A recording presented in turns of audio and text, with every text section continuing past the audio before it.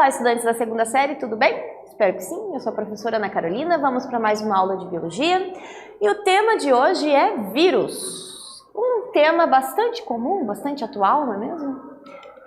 Objetivo da aula de hoje, então, né? Relembrar as características dos vírus, entendendo que os vírus não apresentam estrutura celular nem metabolismo próprio, tá? Relembrar também os principais ciclos virais, principais viroses e métodos de prevenção. Lembrando que essa é uma aula de nivelamento, né? A gente está relembrando alguns conceitos estudados anteriormente, ok? E vamos começar com uma reportagem, lembrando que se você quer ter acesso a essa reportagem completa, é só apontar sua câmera do celular até o QR Code que está ali do ladinho, ok? Então diz o seguinte a reportagem: Covid, como vacinas de células T podem criar imunidade de longo prazo.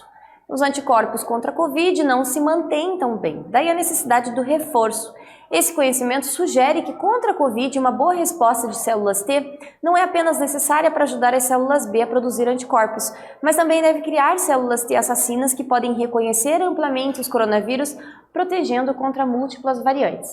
Então, assim, como todo vírus, existem várias variantes, não é mesmo? O vírus da gripe também é assim, tá? E essas células T, células B, na verdade são as células responsáveis ali pela produção de anticorpos, né? Aqueles que vão nos defender contra os vírus, tá? E essas células T, elas são, né, produzem uma imunidade mais longa. Então, a gente sabe, por exemplo, né, que para a vacina do coronavírus, a gente tem atualmente, né, 4 doses, podendo vir mais doses, né, mais para frente. Ela vai ter que ser atualizada constantemente, como acontece a vacina da gripe, por exemplo. Porque a imunidade que nós produzimos, ela não é duradoura, né?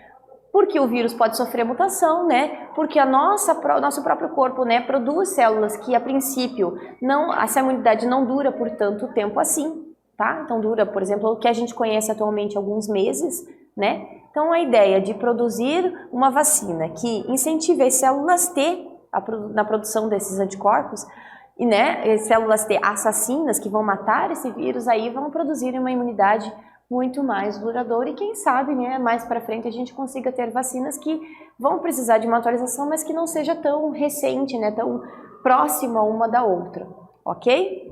Lembrando sempre que as vacinas elas são para prevenção e não para tratamento. Então você toma a vacina para que o corpo possa reconhecer o vírus ou a bactéria, ou o que seja, né, que ele está ali para reconhecer, e a partir do momento que você entra novamente em contato com esse vírus ou com essa bactéria, o seu corpo já sabe como combatê-lo, ok? Aí não dá nem tempo da doença se manifestar. Mas o que são os vírus, na verdade, né? Os vírus, eles são partículas minúsculas, tá? Que só podem se reproduzir se infectarem, né, uma célula hospedeira. Então, eles são considerados parasitas intracelulares obrigatórios. Isso quer dizer que ele só consegue se reproduzir, só consegue ter metabolismo quando ele está dentro da célula de um hospedeiro, de um ser vivo. Fora disso, estando no ar, por exemplo, ele não consegue se reproduzir e nem tem metabolismo, ok? Então, como eles não conseguem se reproduzir sozinhos sem estarem no hospedeiro e não tem um metabolismo, né, que atue enquanto ele está aí no ar, por exemplo, eles não são considerados seres vivos, tá? Então, não existe ainda um consenso entre todos os cientistas, existem linhagens, né, de cientistas que consideram eles seres vivos, vocês já vão ver por quê. E existem aqueles que não consideram como seres vivos, justamente porque eles não conseguem se reproduzir se não estiverem dentro da célula de um hospedeiro. Além disso, eles são minúsculos, né? Então, se a gente comparar aqui na imagem, por exemplo, né? A gente tem um pedaço de uma célula animal, tá? Aqui nós temos uma bactéria e um bacteriófago, que é um vírus que infecta a bactéria, certo? Olha a diferença de tamanho entre cada um deles, né? O vírus, ele é um pacote, né? Uma cápsula proteica, né? Que tem ácido, tem material genético dentro, é basicamente isso. Ele é muito simples, tá? Porém, né, apesar da gente considerar que ele não é um ser vivo, né? Ele possui material genético. E por ele possuir material genético, ele pode, de repente, ser considerado um ser vivo, tá? Então, além disso, esse material genético permite, né, que ele possa evoluir. Então, ele pode sofrer, né, mutações durante a reprodução e essa mutação que gera variações diferentes do mesmo vírus, né, essa evolução do vírus, é que poderia ser considerada uma característica que somente seres vivos têm, não é mesmo? Só seres vivos têm essa capacidade de evolução, ok? Então, eles estão, na verdade, em uma zona de dúvida. porque não há um consenso de que eles não são seres vivos, mas que também são seres vivos, né? Existem características para os dois lados, ok? Bom, vamos para a primeira atividade então. Vários micro-organismos patogênicos podem ser cultivados em laboratório, em condições especiais denominadas meios de cultura. Tá? Isso é um meio sólido ou líquido com nutrientes, açúcar, gorduras, proteínas, por exemplo, tá? Que são adequados ao micro-organismo que se multiplica e daí pode ser estudado, ok? Por que essa técnica não funcionaria, né, no caso dos vírus? Pensa um pouquinho, eu já volto com a resposta.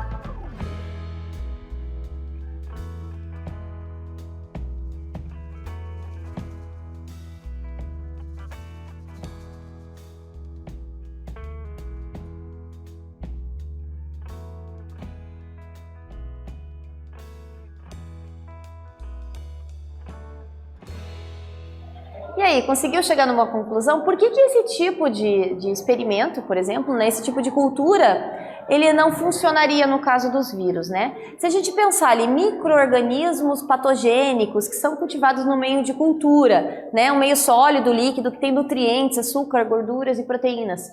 Bom, se você pensou ali, né, se você reparou no que eu comentei ali sobre os vírus, né, que eles não conseguem se reproduzir se não for dentro da célula de um hospedeiro.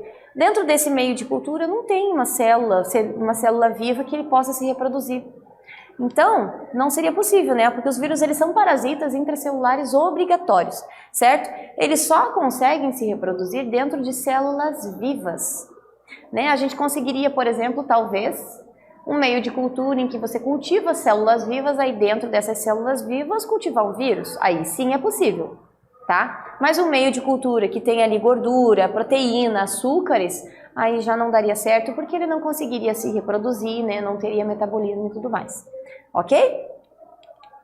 Bom, a especificidade, né? Eu falei que tem vários tipos de vírus que vão afetar diversos tipos de seres vivos diferentes, tá? Então, cada ser vivo, cada vírus, desculpa, ele é capaz de infectar um tipo de célula.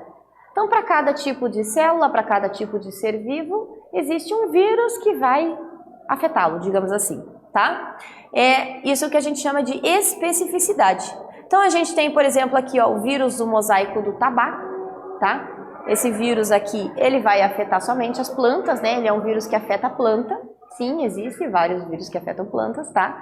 Né? O tabaco, esse vírus do mosaico do tabaco, ele afeta a planta tabaco, né? Que é o que eles utilizam para fazer o cigarro, por exemplo. E a representação do coronavírus. Para você ver, são dois vírus, porém são basicamente cápsula de proteína, dentro tem um material genético, porém o corpo deles é bem diferente, né? A estrutura deles é bem diferente, né? Um tem uma estrutura mais arredondada, né? Tem essas protuberâncias ali que seriam as entradas, né? Que vão reconhecer, né? Que vão reconhecer ali os receptores ali da célula, né? Ok? Que vão permitir a entrada do vírus na célula, tá? E esse vírus do mosaico do tabaco, ele tem uma estrutura mais comprida, né? Ele é diferente, são bem diferentes, porém são dois vírus, ok? Que afetam dois seres vivos diferentes, tá? Inclusive, sobre o coronavírus, existem coronavírus que afetam, por exemplo, somente cães, né? Então, se a gente reparar, por exemplo, na vacina que é dada para o cachorro todo ano, na etiqueta da vacina está lá, que tem para algum tipo de coronavírus. Então, tem parvovirose, tem para o vírus da sinomose, né? E tem também o coronavírus. Então, é um outro tipo de coronavírus que não afeta os seres humanos, mas que afeta cachorros, certo? Bom, as viroses, né? Toda doença causada por um vírus é chamada de virose, certo? Então, uma gripe é uma virose, Covid é uma virose, tá? Até o sarampo é uma virose. Toda doença causada por vírus é uma virose, tá? Então, aqui nós temos, por exemplo, a mutação do vírus influenza, né? Então, existem 3 tipos de vírus de gripe, né? Que é o influenza especificamente, tá? Então, a gente tem o tipo A, tipo B, tipo C. O tipo A é responsável por epidemias sazonais, podem causar grandes pandemias, que é o H1N1, H3N2, que a gente ouviu falar recentemente. Tem o tipo B, que causa as epidemias também, que são sazonais, né? Tem vários sintomas, e essa aqui é a mais perigosa, tá? E tem a do tipo C, que são aquelas infecções respiratórias mais brandas, que é o que a gente chama de resfriado, tá? Então, são 3 tipos de influenza, 3 tipos de vírus da gripe, certo? Que vão afetar as pessoas, né? Tem alguns animais que também são afetados pelo vírus da gripe em determinadas situações e que vão causar determinados sintomas, ok?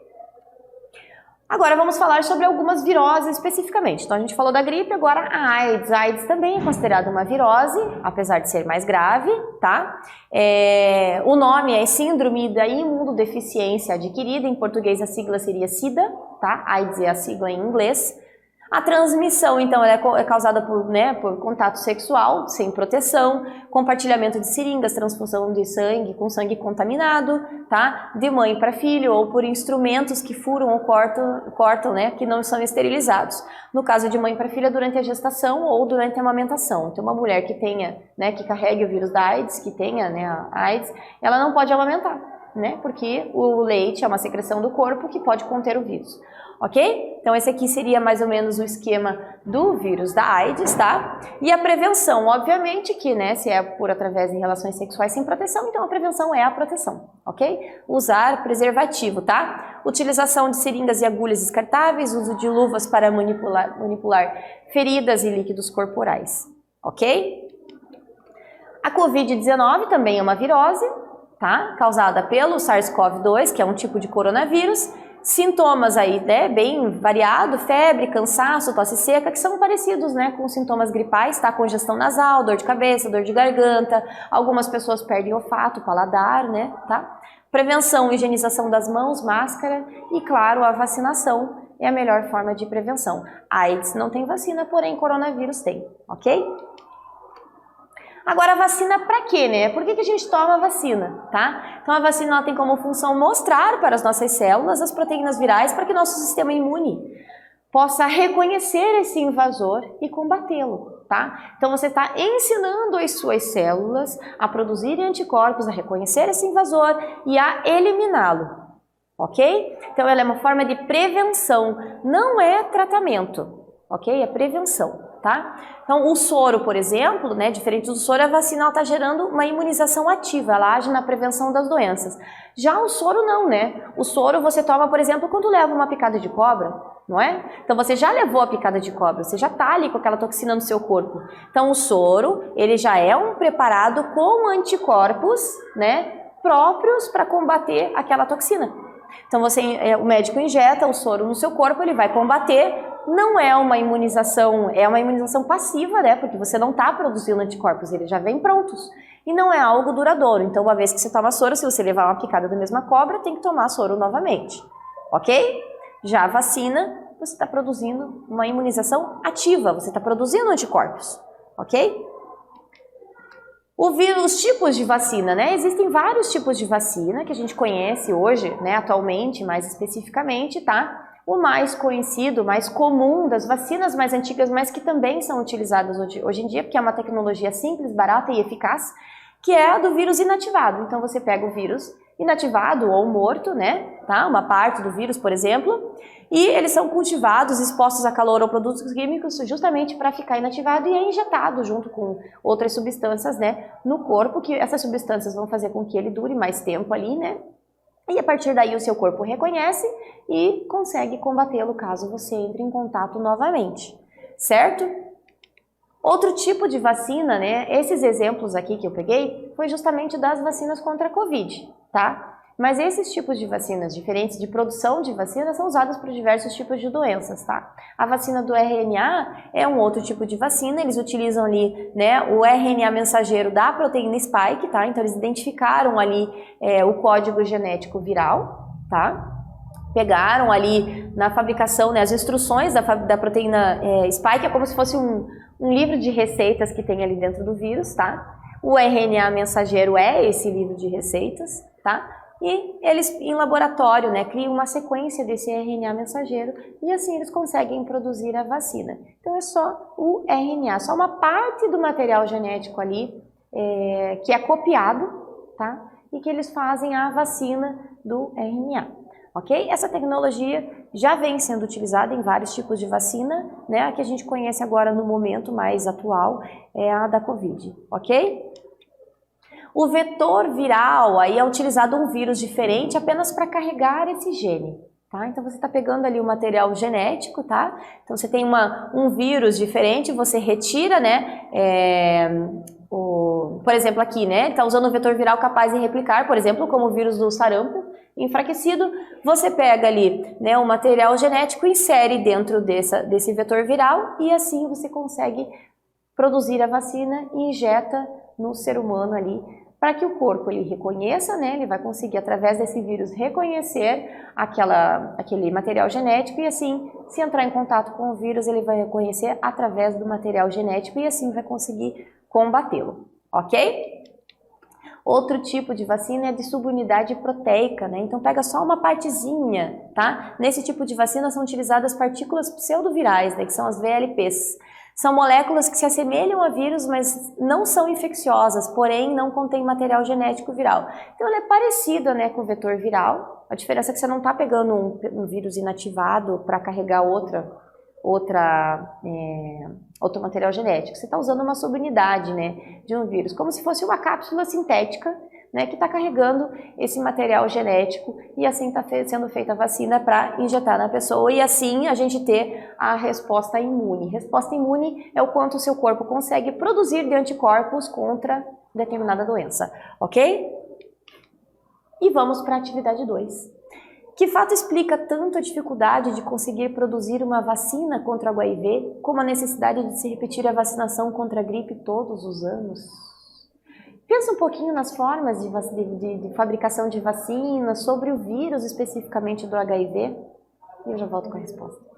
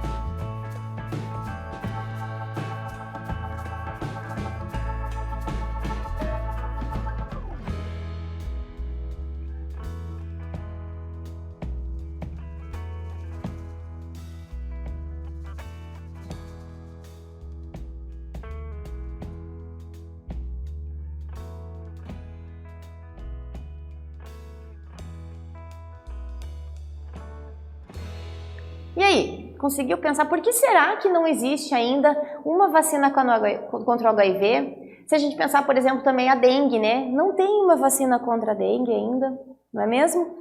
E a vacina da gripe, que é atualizada todo ano, a vacina contra a Covid, que são várias doses, né, que tem que ser aplicadas, né, a gente ainda tem poucas informações, né, a gente precisa de mais algum tempo, ainda mais alguns anos aí, para saber, né, como que vai ser essa imunidade, quanto tempo vai durar, para ver se vai precisar de mais doses ou não dessa vacina, se vai ser necessário todo ano, né, tomar essa vacina com as novas variantes, né, atualizada com as novas variantes, ok? Então, ó, o fato de ambos os vírus, né, tanto o HIV e o vírus da gripe, o vírus da dengue também, né, eles sofrem mutação rapidamente. Dengue, por exemplo, a gente tem 4 vírus diferentes, tá? E na segunda vez que você pega dengue, geralmente vem a dengue hemorrágica, que é mais grave, tá? Então, assim, é muito difícil uma vacina efetiva quando você tem um vírus que ele sofre mutação muito rápido. Tá? Ele forma essas variantes de forma muito rápida. E por conta disso, aquela vacina ela vai ficando desatualizada. É por isso que tem que estar sempre, né, todo ano tem uma vacina nova contra a gripe, certo? É por isso dessa dificuldade com relação a uma vacina contra o HIV, tá? As pessoas elas são obrigadas a renovar essa proteção contra o vírus por meio da vacina, né? No caso ali da vacina da gripe, né? Todos os anos tem que tomar essa vacina novamente. Por quê? Porque o vírus sofre mutação, então ela tem que ser atualizada constantemente, tá? Do coronavírus pode ser que aconteça isso também. E é por um dos motivos, né, pelos quais não há uma vacina ainda contra o HIV, tá? Porque ele sofre mutação muito rápido, tá? É uma característica desse vírus. Bom, na aula de hoje, então, a gente falou sobre os vírus, a gente falou sobre as viroses, né? A gente conheceu algumas viroses, conhecemos alguns tipos de vacinas, tá? Espero que vocês tenham gostado e até breve.